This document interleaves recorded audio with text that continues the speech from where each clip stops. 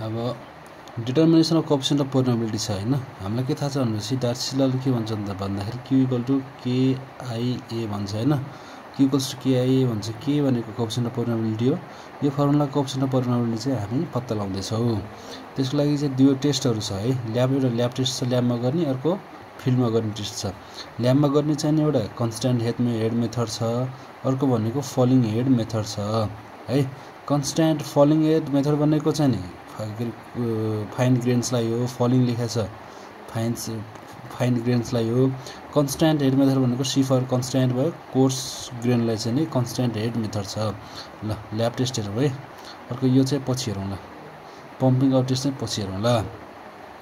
Constant head method applicable on coarse grain soil है। Coarse grain soil applicable हुन्छ। Test एरेन्जमेन्टमा चाहिँ के हुन्छ भन्दाखेरि यसरी के हो भन्दाखेरि बिकरमा माथिबाट पानी हालिन्छ, यहाँबाट पानी हालिन्छ। यसको हेड चाहिँ के हुन्छ, यसको लेभल चाहिँ ठ्याक्कै सेम राखिन्छ। मतलब के रे यसरी के गरिन्छ भन्दा सेम हेड राखिन्छ। यसरी पानी यसमा राखिन्छ। यो पाइपबाट यसरी एउटा के हुन्छ सोइल हाम्रो सोइल उमा जान्छ, सोइल स्पेसिमेनमा जान्छ, सोइल स्याम्पलमा जान्छ। सोइल स्याम्पलमा चाहिँ माथि र तल चाहिँ के हुन्छ पोरस प्लेट हुन्छ हैन। उ गर्न माटो नजानको लागि चाहिँ पोरस प्लेट हुन्छ। पानी मात्र जाओस् भने पोरस प्लेट हुन्छ है। अनि त्यसपछि यहाँ त्यसरी के हुन्छ, तल जाँदै गर्दाखेरि चाहिँ तल गएर यहाँ कति पानी जान्छ त्यो चाहिँ के गर्छ, यो मेजरिङ सिलिन्डरले हामी नाप्छौं। कन्सर्न हेडमा चाहिँ के थाहा हुन्छ भन्दाखेरि हेड थाहा हुन्छ हाम्रो कन्सर्न हेड मेथडमा चाहिँ।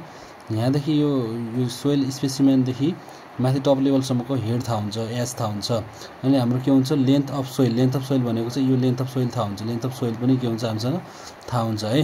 अनि cross section area of soil भनेको के हुन्छ भन्दाखेरि यो सर्कुलर हुन्छ, यस्तो हुन्छ। माथिबाट हेर्दाखेरि चाहिँ यस्तो खालको के हुन्छ, क्रस सेक्सन एरिया पनि के हुन्छ थाहा हुन्छ। यो माथिबाट हेर्दाखेरि के हुन्छ, गोलो हुन्छ। क्रस सेक्सन एरिया निकाल्नको लागि चाहिँ ए भनेको यो पाई आर स्क्वायर अथवा pi D square by pi D square by 4 हुन्छ के। यो भनेको यदि डायमिटर यो यसको माथि टुप्पोबाट हेर्दाखेरि टप युको यो सर्कुलरको डायमिटर डी हो भने चाहिँ पाई डी स्क्वायर बाइ 4 हुन्छ है। अब क्याल्कुलेसन गर्नु पर्यो। क्याल्कुलेसन गर्दाखेरि मेजरमेन्ट अब के गर्यो भन्दा यसरी गर्दाखेरि भोल्युम नाप्यो, भोल्युम भी नाप्यो हैन। मेजरिङ सिलिन्डरमा भी भोल्युम नाप्यो। कति टी टाइममा चाहिँ भी भोल्युम नाप्यो है। टी टाइममा चाहिँ भी भोल्युम नाप्यो।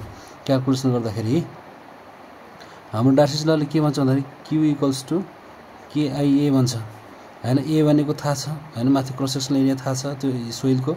अनि पछि आई भनेको के हो, आई भनेको H/L हो। आई भनेको हाइड्रोलिक ग्रेडियन्ट हो।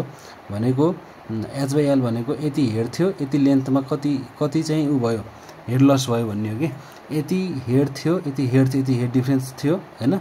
यति लेन्थ ट्राभल गर्दाखेरि एल लेन्थ ट्राभल गर्दाखेरि यो के हाइड्रोलिक ग्रेडियन्ट आयो। के भनेको हामीलाई निकाल्नु पर्ने छ। अब Q = डार्सी-सिल्ला Q = KIA हैन। Q = KIA। Q भनेको डिस्चार्ज हो। डिस्चार्ज भन्ने के, डिस्चार्जको के हुन्छ भन्दाखेरि डिस्चार्जको युनिट के हुन्छ, मिटर क्युब पर सेकेन्ड हुन्छ।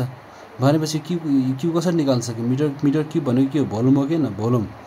सेकेन्ड भनेको के टाइम हो हैन। अब के गर्न सक्यो, Q भनेको डिस्चार्ज भनेको कति भोल्युम जम्मा भयो, यति टाइममा भोल्युम जम्मा भयो। यो पनि हाम्रो नाप्न सकिन्छ हैन, घडी लगाएर नाप्न सकिन्छ। सबै भ्यालु राखियो भने के आयो भन्दाखेरि Q = QL/HA। यहाँ के थाहा छ, Q थाहा छ, L थाहा छ, S थाहा छ, A क्रस सेक्सन एरिया थाहा छ। यहाँबाट के आयो भन्दाखेरि कोएफिसिएन्ट अफ परमिएबिलिटी आयो।